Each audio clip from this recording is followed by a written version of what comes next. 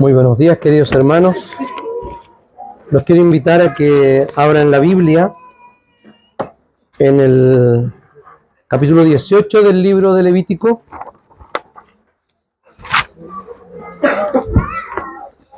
Capítulo 18.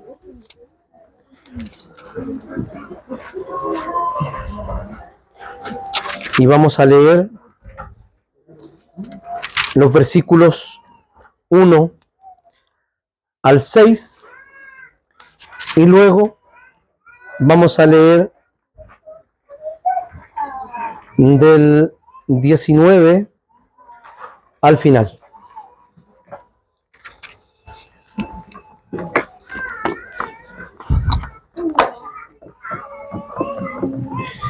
Dice así la palabra del Señor. El Señor le ordenó a Moisés que le dijera a los israelitas: yo soy el Señor su Dios. No imitarán ustedes las costumbres de Egipto, donde antes habitaban, ni tampoco las de Canaán, a donde los llevo. No se conducirán según sus estatutos, sino que pondrán en práctica mis preceptos y observarán atentamente mis leyes. Yo soy el Señor su Dios. Observen mis estatutos y mis preceptos, pues todo el que los practique vivirá por ellos. Yo soy el Señor. Nadie se acercará a ningún pariente cercano para tener relaciones sexuales con él. Yo soy el Señor. 19. No tendrás relaciones sexuales con ninguna mujer durante su periodo de impureza. No tendrás trato sexual con la mujer de tu prójimo, para que no te hagas impuro por causa de ella. No profanarás el nombre de tu Dios, entregando a tus hijos para que sean quemados como sacrificio a Moloc. Yo soy el Señor. No te acostarás con un hombre como quien se acuesta con una mujer. Esto es una abominación. No tendrás trato sexual con ningún animal. No te hagas impuro por causa de él. Ninguna mujer tendrá trato sexual con un animal. Eso es una depravación. No se contaminen con estas prácticas, porque así contaminaron las naciones que por amor a ustedes estoy por arrojar, y aún la tierra misma se contaminó. Por eso yo la castigué por su perversidad, y ella vomitó a sus habitantes. Ustedes obedezcan mis estatutos y preceptos. Ni los nativos ni los extranjeros que vivan entre ustedes deben practicar ninguna de estas abominaciones, pues las practicaron los que vivían en esta tierra antes que ustedes, y la tierra se contaminó. Si ustedes contaminan la tierra, ella los vomitará como vomitó a las naciones que habitaron antes que ustedes. Cualquiera que participe de alguna de estas abominaciones será eliminado de su pueblo. Ustedes observen mis mandamientos y absténganse de seguir las abominables costumbres que se practicaban en la tierra antes que ustedes llegaran. No se contaminen por causa de ellas. Yo soy su Señor. Yo soy el Dios, el Señor su Dios. Oremos. Te damos gracias, Señor, por tu palabra. Te pedimos, Señor, que tú actúes por medio de ella en nuestro corazón. Necesitamos oírte, Señor. Necesitamos ser edificados y exhortados por ella. Te damos gracias, Señor, en el nombre y en los méritos de Jesús. Amén.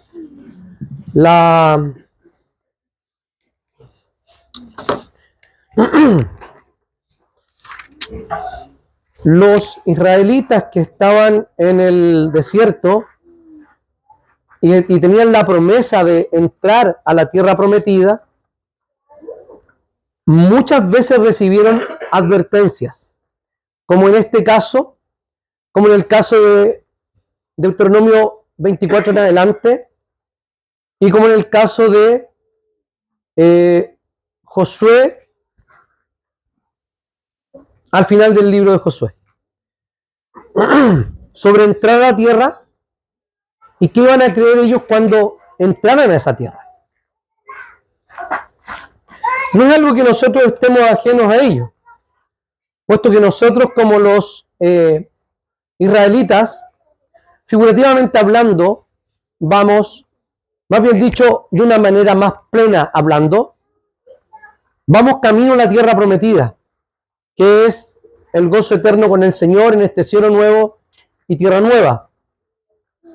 Ellos comenzaron el peregrinaje y llegaron a una tierra temporal, que era la tierra donde habitaban los cananeos, y el Señor los había expulsado para que los habitantes de Israel, los descendientes de Jacob pudieran ocupar esa tierra. Estas culturas eran extremadamente sexuales y tenían todo este tipo de prácticas que a nosotros nos parecen un tanto terribles o como más bien novedosas de hoy en día. Vemos que no es así, que la perversidad y la perversión sexual viene desde cuando éramos o somos una humanidad. O sea, esta no es una cosa muy extraña, de hecho, desde el punto de vista antropológico, de cómo se han desarrollado las culturas, unas más que otras, pero todas tienen ritos relacionados con la fertilidad, los cuales están asociados con diosas mujeres y con actos que tributan a esas diosas, que básicamente son actos sexuales. El sexo es algo súper delicado, porque habitualmente los pecados sexuales son los que nos inhabilitan de una manera mucho más permanente. Hablo de quienes, por ejemplo, estamos en el ministerio. Y tristemente supimos de una historia esta semana, donde un pastor muy conocido, no sé si ustedes lo conocen, pero muy conocido, tristemente él llevaba una relación extramarital con una mujer hace 5 años, y él confesó a su iglesia y estaba sometido a un proceso disciplinario. Un pastor gringo que predicaba por todo el mundo en realidad. Y fue terrible porque inmediatamente todos, y no digo que esté mal, todos los seminarios que lo tenían como profesor invitado, bajaron todas sus fotos, sus papers, sus videos, todo. Porque la iglesia de Cristo y la iglesia de Cristo no puede estar asociada a este tipo de cosas. Tal como lo dice aquí el Señor, que se distinguieran de los otros. Él no deja de ser un creyente. Si él está arrepentido, el Señor lo perdona, y es altamente probable por la edad que tiene y por las circunstancias, lo más probable es que no vuelva al ministerio. Pero eso no deja de ser doloroso para la iglesia y para el nombre de Cristo. Son súper marcadores porque los efectos de los pecados sexuales son visibles y son muy dañinos. Ahora, el Señor le da leyes específicas al pueblo sobre las relaciones sexuales. Y esto no porque eran blancas palomas e iban a ingresar a un lugar donde iban a haber muchas religiones. No, ellos lo que hicieron fue ser muy cosmopolitas, muy tolerantes, muy inclusivos con la religión de Egipto.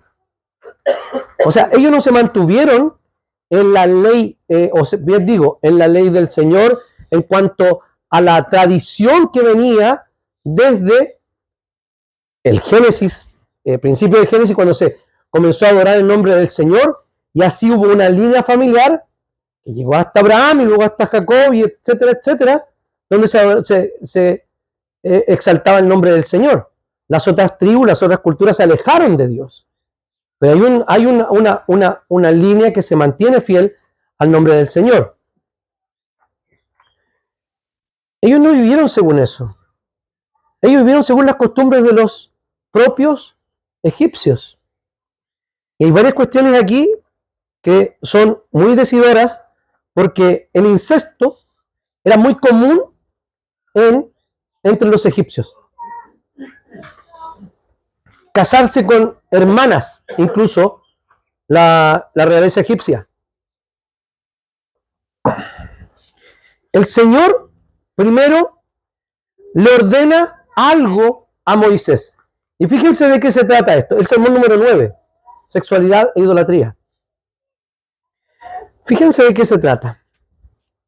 Cuando le ordena a Moisés, ¿saben lo que le dice? O cómo parte, yo soy el Señor su Dios. Aquí dice, yo soy Yahvé, su Dios. Si usted tiene su Biblia, estoy leyendo la nueva versión internacional. Si usted tiene otra Biblia que no sea Reina Valera, por ejemplo, incluso la contemporánea, en la contemporánea aparece Señor con mayúsculas. En la NBI también. Pero en la Biblia más antigua aparece Yahvé, Yahweh o simplemente el tetragramatón, las 4 letras hebreas, que es el nombre de Dios. Que es el nombre que el Señor le revela a Moisés cuando estaba en la zarza, frente a la zarza, ¿y qué le dijo el Señor a Moisés? Sácate las zapatillas.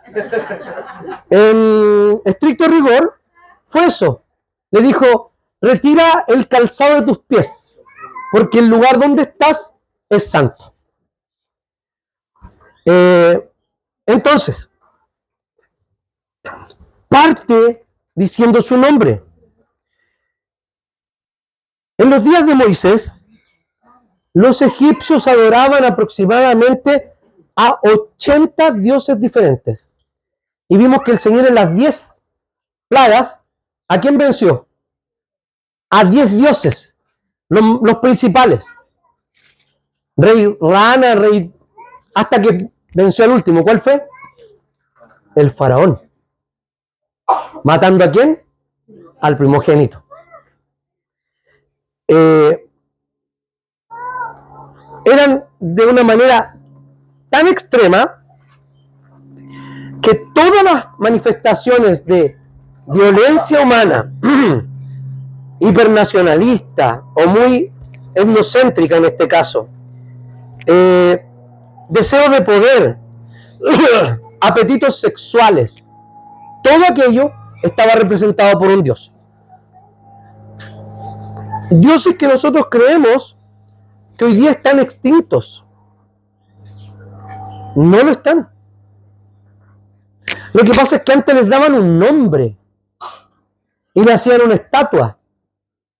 Hoy día, los ídolos de nuestro corazón no tienen nombre porque tendemos a seguirlos de manera lo más inerte posible para no darnos cuenta que estamos siendo idólatras.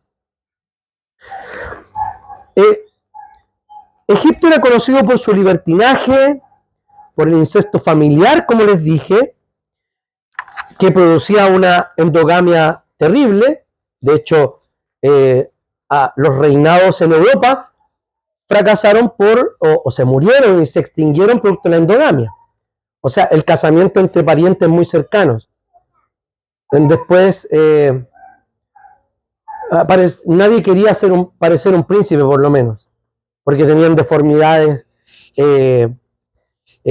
faciales, corporales, malformaciones congénitas y también problemas de retraso mental muy considerable.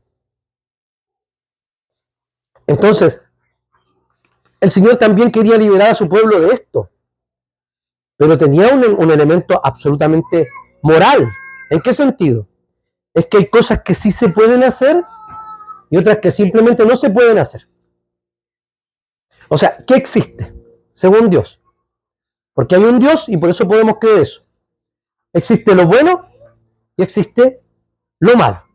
Existe el bien y existe el mal. No hay más discusión en aquello, ¿cierto? Esta es una cultura de conceder muchos matices, muchos grises en todo orden de cosas. Sin embargo, en el Señor sabemos que las cosas vitales y cruciales son blanco o negro. ¿Ok? Entonces, Canaán era promovida. Ya vimos la tierra donde ellos habían dejado. Iban a Canaán. Esta tierra era conocida porque promovía la homosexualidad y el bestialismo. Esto significa la zoofilia, que está descrita aquí. ¿Ya? Ahora, quiero mencionar solo algunas cosas. Aquí están prohibidas ciertas relaciones sexuales, pero no son las únicas incestuosas que están prohibidas. Por ejemplo, con la madre, con la esposa de tu padre, con tu hermana, con la hija de tu hijo o de tu hija, con la hija de tu padre, la hermana de tu padre, la hermana de tu madre, la nuera, la mujer de tu hermano, dos mujeres que sean madre e hija, ni con las nietas de ellas, ni te casarás con la hermana de tu esposa mientras ella esté viva, o a las dos a la vez, porque si estaba permitido casarse con la hermana de tu esposa, ¿cierto? Si el esposo moría, ¿cierto? Y había una ley de levirato o de rescate donde se aseguraba el nombre y la tierra. Pero no era el caso. Ahora, todas estas prohibiciones son prohibiciones las más obvias, pero que pueden multiplicarse por muchas más.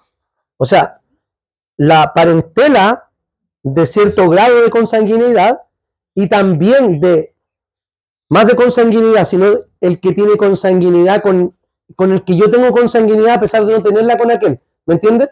Es porque al ser una sola carne con el otro, lo que pasa es que dice, si tú tienes relaciones sexuales con tu madrastra, con la hermana, con la esposa de tu padre, es como tenerlas con tu padre, porque son una sola carne. Y esto es lo que dice acá.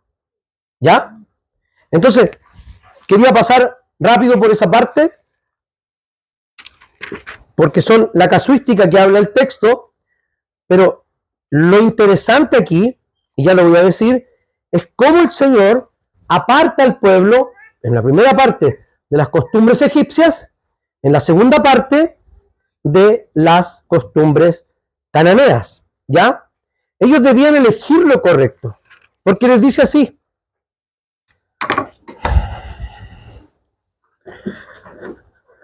Dice, yo soy el Señor tu Dios. No imitarán ustedes las costumbres de Egipto, ni tampoco las de Canaán.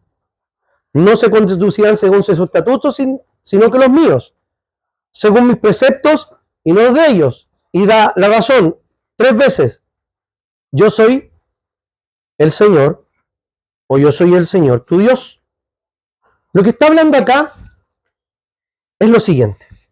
Uno podría pensar que al leerlo acá en español diciendo Señor, ¿qué es lo que nos llama o a qué nos invita a pensar? Aquí está hablando de autoridad, de hecho que es Señor, ¿no? Porque claro, el Señor es el que manda, entonces el Señor por el poder que tiene está prohibiendo estas cosas. Pero no es así. En realidad, aunque sí lo hace con autoridad, pero lo que está diciendo el Señor está haciendo un acto de gracia. ¿Por qué razón? Porque se refiere a su nombre personal, con el que se reveló a Moisés. ¿Quién era Dios? ¿Quién digo que me envió? Di que yo soy el que soy, te ha enviado. ¿Y qué es eso para nosotros? ¿Qué es eso? Yo soy el que soy. Es el que tiene la plena independencia, que no depende de absolutamente nada ni de nadie para existir. Que no es conmovible, sino que es un Dios eterno, único e inconmensurable. ¿Quién fue ese Dios? Fue el Dios que se acercó al pueblo e hizo pacto con él. Al darle a conocer el nombre, le dice que son su pueblo. Entonces, fíjense en esto. Que el Señor lo que está diciendo no es que porque yo se los mando. No. Yo los mando por la relación ¿Qué nos une? Entre Dios y el pueblo. Ellos ya pasaron por hartos pactos, o más bien desarrollo del pacto, cuando lo hizo después del diluvio con Noé, de conservación de la tierra. Luego, con Abraham, ¿cierto? Cuando le dice que en sus simientes serán benditas todas las familias de la tierra. Luego, en este mismo contexto, el pacto mosaico, donde les dice cómo deben vivir. Ellos ya sabían quién era el Señor. Lo que pasa es que lo habían olvidado por todo lo que habían pasado. Y seguramente porque los maestros no cumplieron con lo que debían hacer. De hecho, se lo ven muy claro cuando mueren todos esta generación que es de la que estamos hablando, nace una nueva que está perdida, que es el libro de Jueces, ¿ya? Los primeros capítulos de Jueces. Entonces, Canaán entonces era una sociedad tremendamente sexualizada, de mucha homosexualidad, hombres y mujeres, y la práctica de la bestialidad. Incluso, no hablando de Canaán, sino hablando de de Egipto, el historiador griego Heródoto, en el libro segundo de su historia, dice que tenía el testimonio de cómo en Egipto un macho cabrío había sido enyuntado con una mujer a la vista de todo el mundo. Y era un acto que se promovía y que provocaba alegría. Ese es el nivel al que estaban las sociedades y las culturas en ese tiempo. Déjenme decirles que no es muy distinto a lo que hoy pasa. Si alguien tiene el dato contrario me lo dice, pero Canadá, no sé cómo su legislación, si es por los distintos, no sé cómo se llaman, no son estados, parece, son distritos, distritos de, no importa, lo que sea. Son 4 distritos o 4 regiones que van de norte a sur. Está despenalizada la zoofilia. ¿Por qué nos sorprende esto? Si aquí en Chile las mujeres pueden abortar a sus hijos por 3 causales, pero se puede. ¿Y qué es lo que quiere? No, este gobierno nomás. ¿Qué es lo que quiere la clase política chilena? ¿Qué quiere? ¿Llegar a qué? Al aborto libre. Porque eso es lo normal, lo natural, a lo que han llegado todas las civilizaciones, valga la redundancia, civilizadas. Y no es así. Sigamos, porque si no, voy a adelantar temas. Entonces, a Israel le era mandado a vivir una vida diferente, una vida que reflejaba la santidad de Dios. Entonces, estos vínculos del incesto se violaban tanto vínculos verticales como horizontales. Y esto dejaba un caos enorme en la familia. Lo que está haciendo el Señor acá es proteger a la familia de la multiplicidad de pecados sexuales que pueden haber. ¿Ok? Eso está haciendo el Señor. Y está poniendo su ley versus las costumbres o preceptos de lo que ellos acostumbraban a hacer en Egipto o de lo que se podían acostumbrar entrando a la tierra prometida. Entonces el adulterio estaba claramente prohibido en los 10 mandamientos, ¿cierto? Y se define tener relaciones sexuales con otra mujer. Ahora, siempre le habla al hombre, a quien estas leyes también. Pero el caso es que aplica para cualquiera que esté dentro del vínculo, ¿ya? Aunque los vínculos eran un tanto distintos antes, pero aplica tanto para mujeres como para hombres. Luego el Señor mete un tema acá que es, quiero que lean el 21. En el 20 ya les dice, no tengan trato con una mujer que no sea su esposa. Repite, como cerrando esa sección. Pero luego mete un tema que es muy extraño. Porque el 21 dice, no profanarás, ¿qué cosa? El nombre de tu Dios. O sea, volvemos al nombre. Volvemos no a la mera autoridad y soberanía de Dios, sino volvemos a eso, pero acompañado de ¿qué? De su gracia, porque su nombre, Yahvé, nos recuerda que Dios era el Dios de Israel y que había hecho un pacto con ellos. Entonces hace referencia al pacto, a cómo el Señor se acercó a Moisés, le revela su nombre y los libera de la esclavitud egipcia. ¿Qué pasó aquí? Como ya dijimos, está la idolatría, la homosexualidad, la zoofilia. No vamos a entrar en más detalles allí. Tengo un sermón sobre la práctica homosexual, lo puede consultar para no adentrarme más en ese tema que hemos tratado largamente, pero sí nos vamos a adentrar en la idolatría que está referida aquí, que es, fíjese cómo va, prohíbe el incesto, luego les habla de corrupciones sexuales, luego les habla de homosexualidad, luego les habla de bestialismo, ¿para llegar a qué?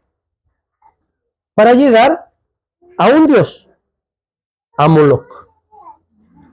Bien, veamos entonces quién es Moloch. Moloch era una deidad de la zona de Canaán que tiene hartas versiones, pero la que conocemos más en la Biblia es una estatua de metal con cabeza de animal, con las manos extendidas, hueca por dentro, y había un sistema para calentar las manos. Fíjese lo que dice: no profanarás el nombre de tu Dios, entregando a tus hijos para que sean quemados como sacrificios a Moloch. Yo soy el Señor. Esto es lo que hacían estos pueblos. Díganme ustedes, ¿quién ha escuchado a alguien quemarse? ¿Lo han escuchado? Es horrible. Imagínense un niño de una edad indeterminada, puede ser muy bebé o un poco más grande, lo ponían en estos brazos encendidos al rojo vivo para que se achurrascaran. ¿Cierto? Uno dice, qué terrible. Pero en esta época todavía vemos cristianos que creen que es lícito descuartizar una guagüita en el vientre de su madre y sacarla pedacito por pedacito. ¿Quién puede justificar eso? Absolutamente nadie. Es filosóficamente y obviamente bíblicamente inaceptable un trato así con alguien que está en una tremenda indefensión. Porque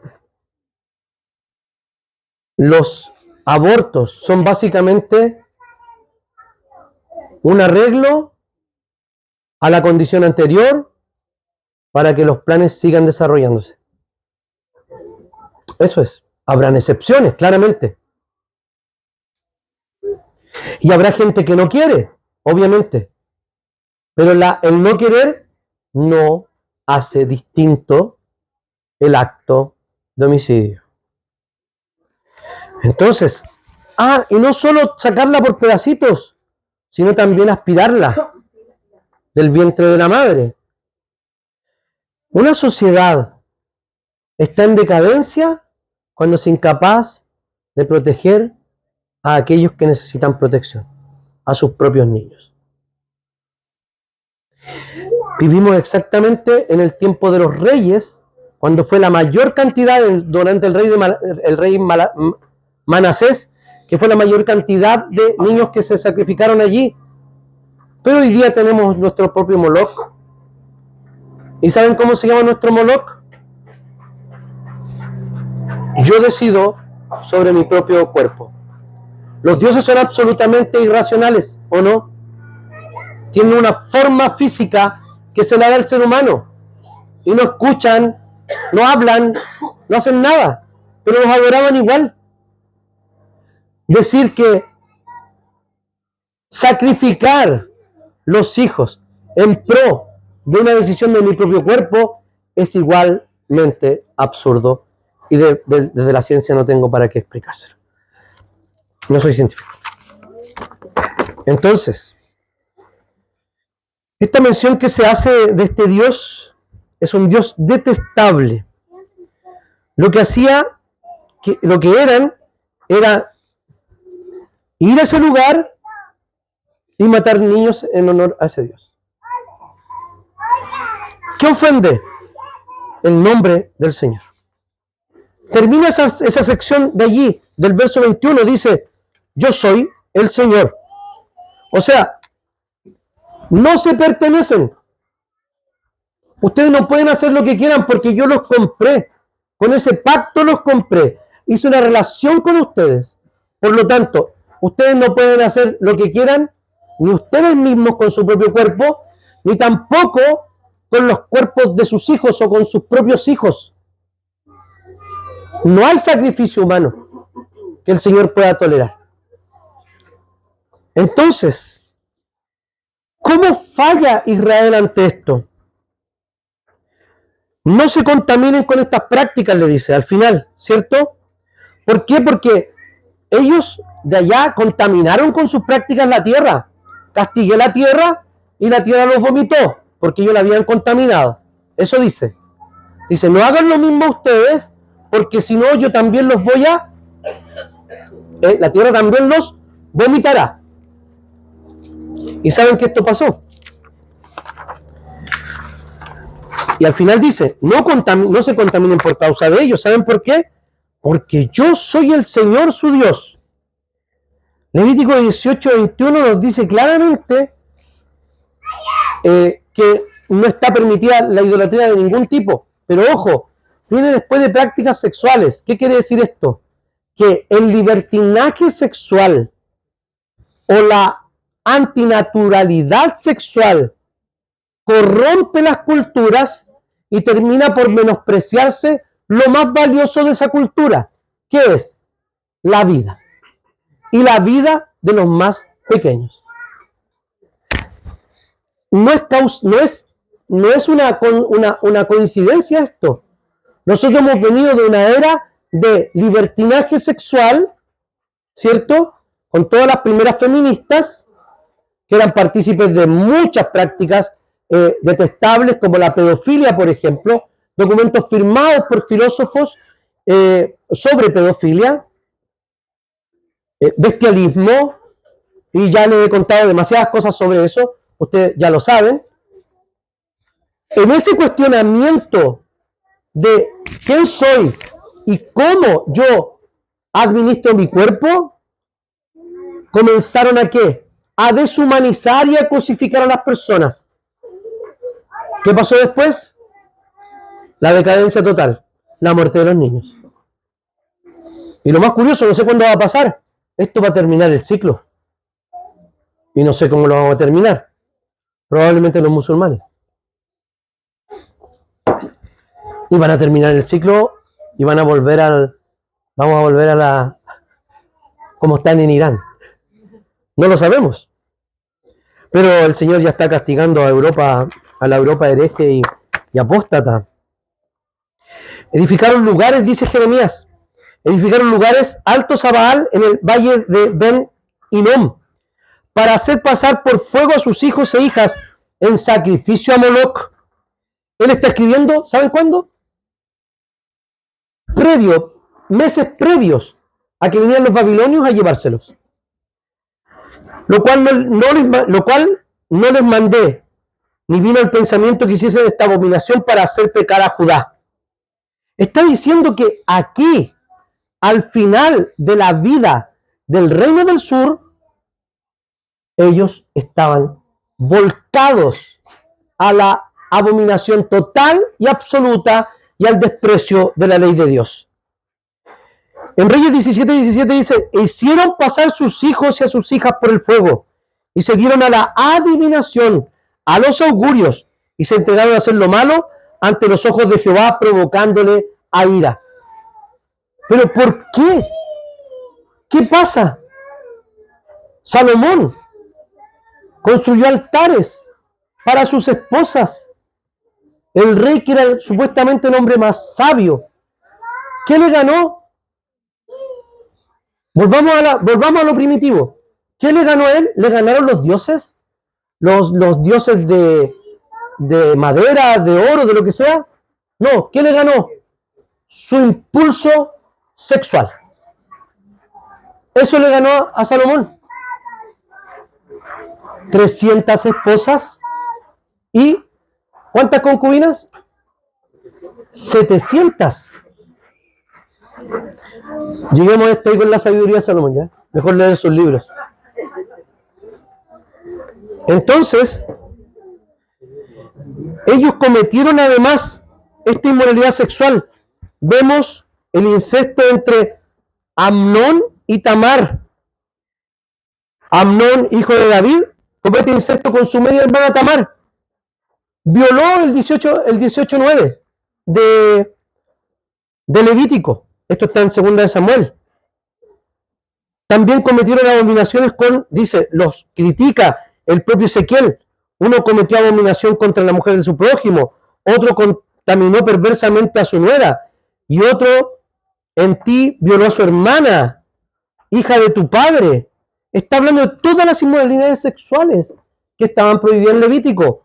Ahora voy a volver a esa palabrita. Dice, no tendrás, estoy en el 18:15, no tendrás relaciones sexuales con tu nuera. Es exactamente la misma palabra que se utiliza en el 23. No tendrás trato sexual con ningún animal.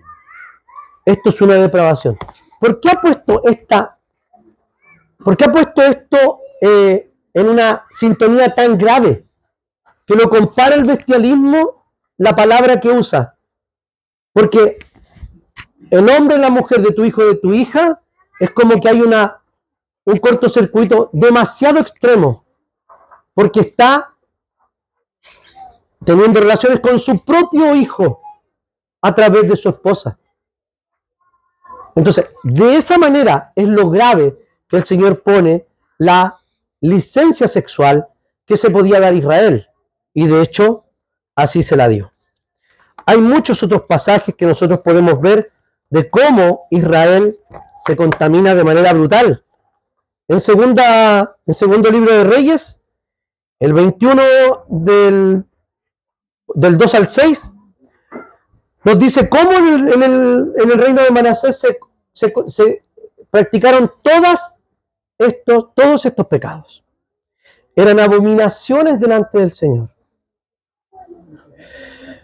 Pero ¿saben qué? Como en cada sermón, Cristo se presentó como nuestro Redentor. Veamos esta situación de los pecados sexuales y de los deseos sexuales. ¿Ha cambiado el ser humano? No ha cambiado. Vemos a Jesús en este pasaje por la falta y la necesidad que tiene el ser humano de un Redentor para vivir según los preceptos de Dios. Para que un pueblo no se contamine con las costumbres de otro pueblo. ¿Por qué? Porque Jesús vino a darle un nuevo sentido a la ley. Cuando le dijo en el Sermón del Monte, ustedes han oído que se dijo, no cometerás adulterio. Ellos sabían toda esta lista, pero ellos lo limitaban ¿a qué? Al acto sexual o a la consumación del hecho. Y Jesús les dice, pero yo les digo que cualquiera que mira a una mujer y la codicia ya ha cometido adulterio con ella en el corazón. Esto no dice, si ya cometieron adulterio, bueno, échenle para adelante, si es lo mismo.